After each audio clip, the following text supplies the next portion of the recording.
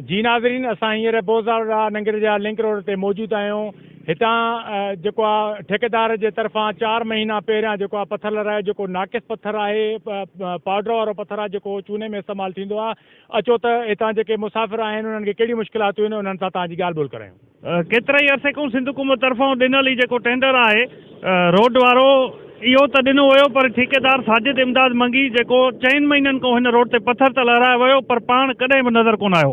हीअ जेके पथर जेके हिते रखियल आहिनि, हिकु त 2 नंबर पथर आहिनि, ऐं उन बावजूदि माण्हुनि जे ज़िंदगियुनि जे अंदरि जेके मसइला आहिनि उहे वधाए रहिया आहिनि। ऐं हाणे बि केतिरा ई असांजी भर में जेका हॉस्पिटल आहे उन में मरीज़ अचनि था डेली, जेके हिते ज़ख़्मी थी था वञनि पथरनि जे करे। पथर रोड ते टिड़िया पिया आहिनि ऐं माण्हुनि जी ज़िंदगी जेका आहे उहा ॾुखियाईनि में हिननि विझी छॾी आहे। असां आला अख़्तारनि खां, सिंध हुकूमत खां इहा घुर था कयूं त हिन ठेकेदार साजिद इमदाद मंगी खे तव्हां कानूनी कार्रवाई कई वञे इन ख़िलाफ़। जीअं माण्हुनि जी ज़िंदगी जा जेके मसइला आहिनि, तव्हां त रोड ॾिनो, तव्हां त ठीको ॾिनो, बरहाली जेको ठेकेदार आहे इहो इन ई कमनि जे अंदरि गिफ़लत करे माण्हुनि जी ज़िंदगियुनि सां खेॾी रहियो आहे।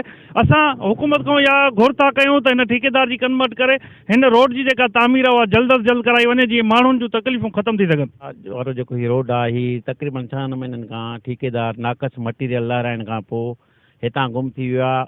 उन सबब जे करे हिते केतिरा ई एक्सीडेंट थिया आहिनि, केतिरियूं इंसानी जानियूं ज़ाया थी चुकियूं आहिनि ऐं अञा ज़ाया थियण जो अंदेशो बि आहे। उन जे करे असां वज़ीर आला सिंध खे इहा अपील कंदासीं त हिन ठेकेदार खे ॻोल्हे हथु करे हिन रोड जो कमु हलाए, जीअं इंसानी जानियुनि जो वधीक तहफ़ुज़ थी सघे।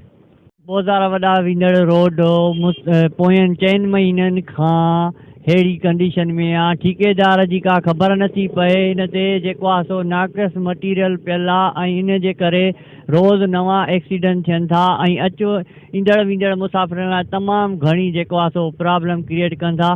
त असांखे गवर्नमेंट खे इहा ई अपील आहे त हिन ठेकेदार खे ॻोल्हे ऐं कम खे अॻिते वधायो वञे त जेके ईंदड़ वींदड़नि जा मसइला आहिनि उहे हल थी सघनि। हलूं पिया 4 महीननि खां वठी पथर लथो पियो आहे त रोड ठाहिनि नथा। असां डेली था असां लखनि जा टायर आहिनि, इहे ध्यानु थी पवनि केरु भरे। असां अपील था कयूं त जल्द जल्द रोड ठही वञे। साईं जीअं त टालपोडा जो ऐं नंगरेचा ऐं बोज़ार वॾा जो लिंक रोड आहे ऐं हिते जेको आहे मतिलबु 4-5 महीननि खां पथर लाहे विया आहिनि हलिया, पर हिते को बि अहिड़ो मतिलबु अमल न आहे जो माना मिसाल रोड ठाहियो वञे ऐं माना हिते घटि था हादसा जेके आहिनि घटि थियनि। हर रोज़ हादसा हिते थींदा रहनि, अलाए केतिरियूं जानूं हिते ज़ाया थी चुकियूं आहिनि। ऐं असां सिंध हुकूमत खे वरी बि इहो अपील कंदासीं त पंहिंजूं जानूं असांजूं ग़रीबनि जूं बचाइनि ऐं हिते रोड खे माना को चवंदा पिया वॾी मुश्किलात थी रही आहे। इन खां पहिरियों असां रोड सही हो पथर लॻाए रहंदो, असांखे वॾी तकलीफ़ थी थिए।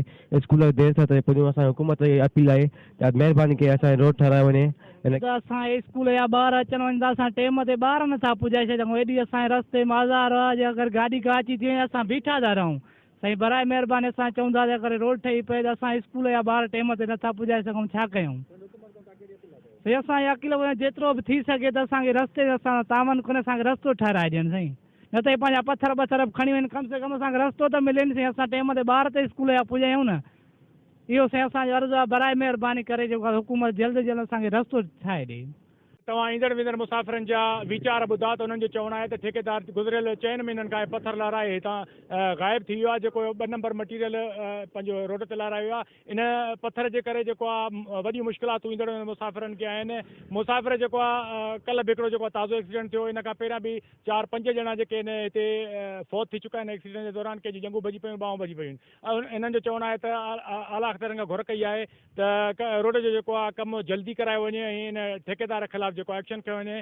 कैमरामैन मोहम्मद अब्बास जाफ़री सां गॾु शाहिद जाफ़री, जेकब न्यूज़, बोज़ार।